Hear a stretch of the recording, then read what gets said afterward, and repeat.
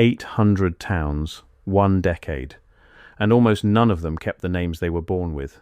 Somewhere in the records of the late 1800s, between the census takers and the railroad surveyors, a quiet wave moved across the American map. Towns that had stood for generations woke up with new names stamped over the old ones. Maps were redrawn. Post office signs were swapped.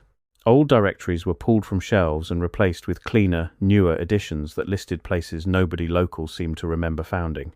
The official story is simple. Towns grow, names change, and the country was modernizing fast. Nothing strange about any of it. But here is the part the official story walks right past. The renaming did not happen slowly, the way you would expect from natural growth. It arrived in a burst. A single generation watched the country relabel itself, and when the dust settled, the older world, the one with the impossible buildings and the names nobody could explain. I have to pause here for a second. Because what I just described, that is one case from a much larger pattern. There are 35 documented cases in a document I put together.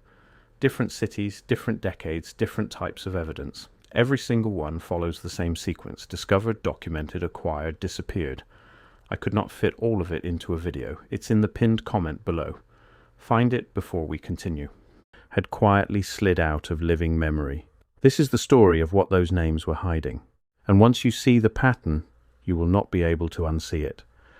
Let me take you back to the beginning, because to understand the renaming, you first have to understand the world that existed before it. Picture a small American settlement around the year 1850.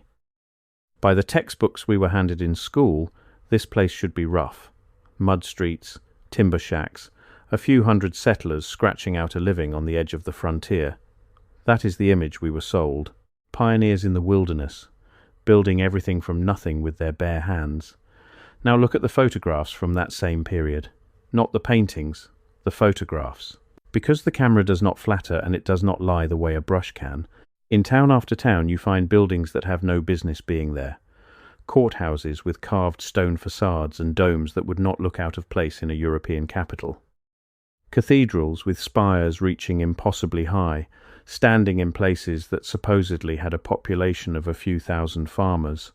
Grand hotels with iron and glass arcades. Exhibition halls the size of cathedrals, full of statuary and ornamental ironwork that no local foundry could have produced.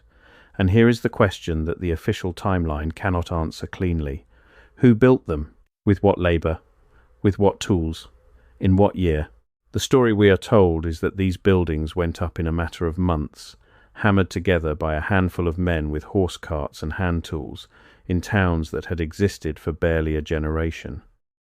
We are told that a settlement of farmers raised a stone palace, used it for a season, and then tore it down. Built and demolished, in some cases, within the same few years. Think about that for a second.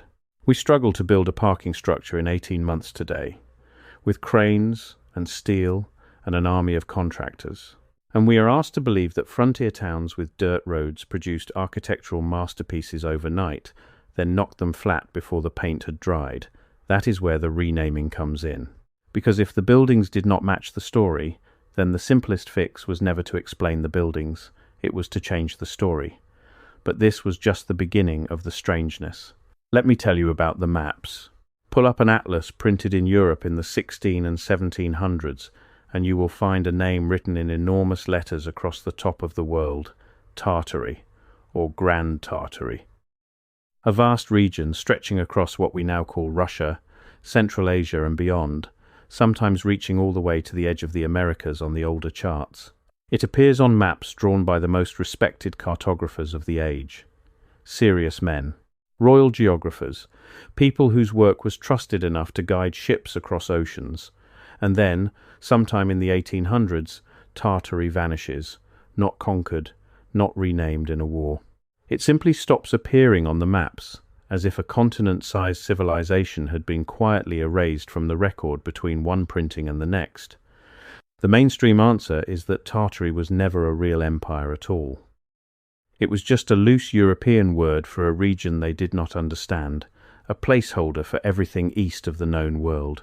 The name fell out of use, and that is the end of it. But here is the friction in that explanation. If Tartary was nothing, why does it appear with capital cities, with flags, with described customs and rulers in the encyclopedias of the time? Why did a major reference work of the 1700s describe Tartary as one of the largest empires on earth, and then, a few editions later, the entry shrinks, splinters, and finally disappears? And why, at almost the exact same time on the other side of the planet, did 800 American towns start trading their names for new ones? Coincidence is a word people reach for when they do not want to look closer, so let us look closer. Before we get to the renaming itself, you need to see the forts, because the forts are where this stops being a story about one country and becomes a story about the whole planet. Across the world, on nearly every inhabited continent, you find the same structure: a fortification shaped like a star. Pointed bastions radiating out from a central core, surrounded by geometric moats and earthworks, laid out with a mathematical precision that looks closer to circuitry than to masonry. There are thousands of them. In Europe, in the Americas, in Asia, in Africa, all built, we are told, by separate cultures who never spoke to one another, who somehow each arrived at the identical, impossible design at roughly the same stretch of history. The textbook says these are simply military forts, shaped so that defenders could fire on attackers from every angle with no blind spots. As a military explanation, it works well enough on paper, but the alternative researchers point straight at the parts the military story leaves dangling. Why are so many of these forts sitting in places where no battle was ever fought? Why do their proportions so often follow the same ratios and the same alignments to the surrounding landscape, as if they were tuned to something rather than aimed at someone? Why does a structure supposedly designed for cannon warfare keep appearing in regions that had no cannons when it was raised? Some inside the hidden timeline argue the star forts were never about war at all. They suggest these were part of an older system, machines as much as buildings, structures that interacted with the energy of the earth and the air in ways the people who inherited them did not understand and could not rebuild. So the inheritors did the only thing they could. They called them forts, stamped them with convenient dates, and the towns that grew up beside them got brand new names along with everything else. And there it is again. Find a thing too advanced to explain. Give it the dullest possible label. Rename the place that holds it, so no one thinks to ask the obvious question. To understand the renaming, you have to understand what historians of this hidden timeline call the reset. The idea is this. At some point, not in the distant fog of antiquity, but recently, within the last few centuries, something happened that ended an older civilization. A civilization that was global, advanced, and unified in a way that does not fit our story of isolated kingdoms and slow progress. A civilization that built the star-shaped forts you can still find on every continent, laid out with a geometric precision that no two separate cultures should have arrived at independently. A civilization that may have understood things about energy and the atmosphere that we have only recently begun to rediscover, or have not rediscovered at all, and then it was gone. Wiped, in the alternative reading, by a cataclysm. Some point to a flood. Not the flood of mythology, but a real, physical event. A wall of mud and water that buried the lower floors of cities across the world. You think that sounds absurd. I understand. But walk through certain old districts in St. T.G., Louis in Sacramento, in cities across Europe and Asia, and you will find something that should not be there. Buildings with windows at ground level that are actually the windows of a second floor. Doorways that open into dirt. Entire ground floors buried beneath the modern street, accessed today by digging down into what the cities themselves call their underground. The official explanation is that cities raised their street levels on purpose to deal with flooding and sewage and mud, and in some cases that is exactly what happened, and it is documented. But the alternative researchers ask a harder question. Why is the buried layer always older and grander than the layer above it? Why does the lower city, the one beneath our feet, so often have the better stonework, the finer arches, the more confident engineering? If progress only moves forward, the deepest layer should be the crudest. Instead, again and again, the deepest layer is the most refined. And it is not just basements. In city after city you find the same quiet detail repeated. A grand old building whose first row of windows sits at the level of the sidewalk, half swallowed, as though the ground rose up around it after it was finished. Cathedral doors that a tall man has to duck to enter, not because people were shorter, but because the floor of the world climbed up the walls. Whole districts where the modern street runs a full story above the original entrances, and the city pays crews to keep the buried doorways from collapsing. We are asked to believe that an entire generation, lacking the machines we have today, chose to bury the lower floors of their finest buildings under tons of fill, by hand, for drainage. Maybe in a few cases, that is exactly what they did. But the hidden timeline asks why the burial is so consistent, so global, and so often centered on the same narrow window of years. A deliberate engineering project explains one city. It struggles to explain the same scar appearing on 3 continents at once. That is the puzzle that the renaming was built to solve. Not for us, for them. Because here is the mechanism. When you have a civilization to erase, you do not burn every building. That leaves ash, and ash gets noticed. Instead, you reassign. You take the old structures and you give them a new birth certificate. You declare that the cathedral was built in 1890, not before. You declare that the palace is a courthouse, freshly raised by local volunteers. And the town that held the old name, the name that connected it to the vanished world, you simply rename 800 times in 1 decade. But how do you rename 800 towns without anyone noticing? That is the next layer of this, and it is where it gets genuinely uncomfortable. The answer, according to the hidden timeline, is that you do not rename them in front of people who remember. You rename them in front of people who do not. This is where the orphans come in.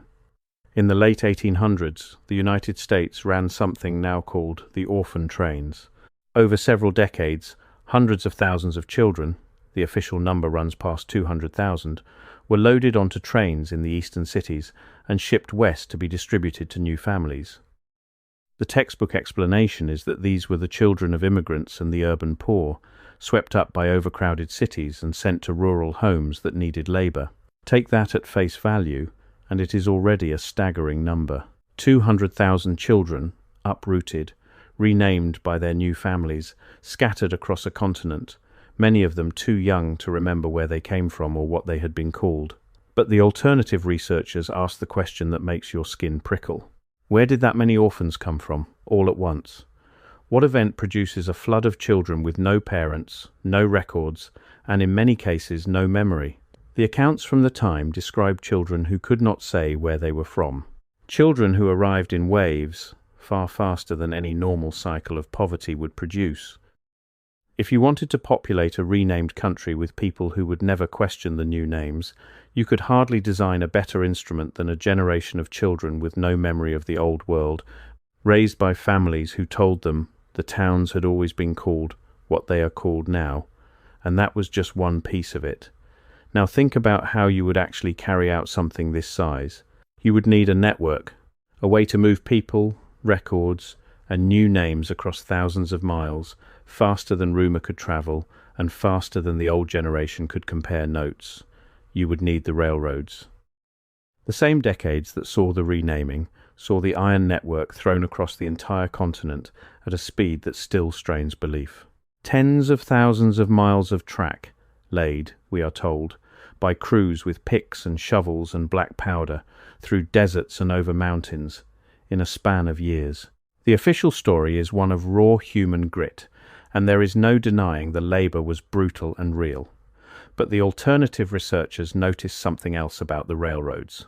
They noticed that the rail network is the exact delivery system you would design if your goal was to standardize a country in a single generation. The trains carried the orphans west. The trains carried the surveyors who drew the new maps. The trains carried the mail that ran through the post offices whose changing stamps quietly made the new names official. The trains carried the printed directories that replaced the old ones. Where the rails went, the renaming followed, and where they did not reach, you sometimes still find the old names clinging on, in the back country, in the hollows, in the places the network forgot. As if the renaming was not a wave of culture, but a service that ran along a schedule, town by town, stop by stop, That is the kind of detail that is easy to miss until someone points at it. Then you cannot look at a rail map the same way again. Let me tell you about the fairs. In 1893, Chicago hosted what was called the World's Columbian Exposition. At its heart stood something they named the White City. Acres of monumental buildings, gleaming white, classical, columned, domed. Before I go further, that document in the pinned comment. If you have not found it yet, go there now, because everything I cover in these videos is one piece of a pattern that only becomes visible when you see all 35 cases together. The document shows you the full pattern. What I can show you here is the surface. What is down there is everything underneath it. Pinned comment, now, then come back. Palaces of industry and art and electricity. Lit up at night by a sea of bulbs at a time when most of the country had no electric light at all. Visitors who walked through it described it as a vision, a glimpse of a future that had somehow already arrived, and then they tore it down. The official account is that the White City was always meant to be temporary. The buildings were made of a plaster compound over wooden frames, never built to last, designed to be demolished once the fair was over. A beautiful illusion, built for a summer, then erased. But the alternative reading looks at the photographs and asks a simple thing. Does that look temporary to you? Those facades carry detail that takes master craftsmen years. Those domes and arches obey engineering that plaster on a wooden frame should not survive. And the electrical systems, the fountains, the sheer scale of the lighting, all assembled, we are told, in a matter of a couple of years by a country that supposedly had nothing like it anywhere else. The hidden timeline says the fairs were not built. They were inherited. They were the old world's buildings, cleaned up, relabeled as temporary exhibitions, shown off one last time to a public that no longer remembered who had really raised them, and then demolished so that no one could study them too closely. And the cities that hosted these fairs, and the towns connected to them by rail, are clustered right inside that wave of renaming. New names for new ownership. A fresh start with no inconvenient history attached. You can feel the resistance in your own mind right now. Part of you is saying this cannot be true, because surely someone would have written it down. Surely someone would have objected. And they did. That is the thing. They did. Go into the old local newspapers, the ones that survived, and you find letters. Residents asking why the name of their town was being changed, and by whose authority. Old-timers insisting that a building the new directory called recently constructed had stood there longer than anyone living could remember. Account after account of people who looked at the official story and said, plainly, that is not what happened. And then those papers stop. The complaints fade. The next generation grows up with the new names as the only names they ever knew, and the objections of their grandparents become the ramblings of confused old people, easy to dismiss, easy to forget. This is how you erase a world, not in a single night, across a single lifetime. You change the records while the witnesses are still alive. You wait for the witnesses to die, and you let the children inherit a map that has already been corrected. But the renaming left scars, and scars are evidence. Consider how a single renaming actually looks when you slow it down and walk through it. A settlement carries one name on a deed filed in the 1840s. By the 1890s, the post office operates under a second name, the railroad timetable prints a third, and the new county history, freshly written, declares the place was founded, under the name it carries, today, by men whose graves do not always line up with the dates. 3 names for one piece of ground inside half a century. The official explanation is the ordinary churn of a young country still deciding what to call itself. And in isolation, that is a fine explanation. But the hidden timeline lays these cases side by side, hundreds of them, and asks why the churn always runs the same direction. The older name fades. The grander building gets the younger date. The local memory gets overruled by the printed record, never the reverse. You do not find towns where the modern research uncovers an even older, even more advanced layer above the simple one. The simplification only ever moves one way, and it moves on a schedule, and it clusters in that single decade like iron filings snapping to a magnet you cannot see. When a process is that consistent, the researchers argue, you are no longer looking at chance. You are looking at policy. Look at the pattern of the new names themselves. A strange number of the renamed towns received names borrowed from the ancient world. Towns suddenly called Rome, Athens, Memphis, Cairo, Sparta, Troy, Carthage, Babylon, Syracuse, spread across the American interior in numbers that no natural process of settlement should produce. The textbook says this was simply a fashion. The educated men of the era admired the classical world, so they named their towns after it. Romantic, harmless, a bit pretentious, nothing more. But the alternative reading turns that around. What if the classical names were not aspiration but admission? What if the people doing the renaming were not dreaming of ancient Rome, but quietly cataloguing the fact that what they had found, the architecture, the engineering, the scale, genuinely belonged to a world on that level, and the classical names were the closest honest label they were willing to write down? A town full of impossible stone buildings gets renamed Athens. A river city of grand arcades becomes Memphis. Read it that way, and the map starts to look less like a tribute and more like a confession written in plain sight, hidden by the fact that no one thought to ask why a few hundred farmers would name their settlement after the capital of an empire. And the renaming did not stop at towns. The same decade saw a sweeping standardization of place names across the entire country. A federal board was created specifically to settle and fix the names of geographic features, to decide, once and for all, what every river and mountain and town would be called, and to override the names that local people had used for generations. Established in the 1890s, right inside the window we have been circling this entire time, the official purpose was practical. Mapmakers and the postal service and the railroads needed consistency. Too many places shared names, too many features had 3 or 4 local variants, and commerce demanded a single authority to clean it up. That is a reasonable explanation. It might even be the whole truth. But notice the timing. Notice that the authority to decide what places are called, to overrule local memory by federal decree, was formalized at the exact moment that hundreds of towns were shedding their old identities. The hidden timeline does not see a coincidence. It sees an instrument, a clean, official, bureaucratic mechanism for making the renaming permanent and beyond appeal. By the time anyone could think to challenge it, the new names were the law, printed on every map, stamped on every letter, taught in every school. And there is one more thread we have to pull before we step back, because it may be the thread that holds the whole pattern together. The technology. Look again at those impossible buildings, and pay attention not to the stone but to the iron. Ornamental cast iron everywhere, in fountains, in domes, in spires, in the elaborate crowns of buildings that served no obvious purpose. Look at the world's fairs, lit up at night with a flood of electric light, in an era when, we are told, almost no one had electricity in their homes. Look at the spires and the antenna-shaped finials reaching off the tops of cathedrals and exhibition halls, pointing at the sky. The textbook treats all of this as decoration and early experimentation. Pretty ironwork. A bold demonstration of brand new electrical science. Nothing more than the leading edge of progress, showing off. But the alternative researchers ask a stranger question. What if the iron and the spires and the domes were not decoration at all?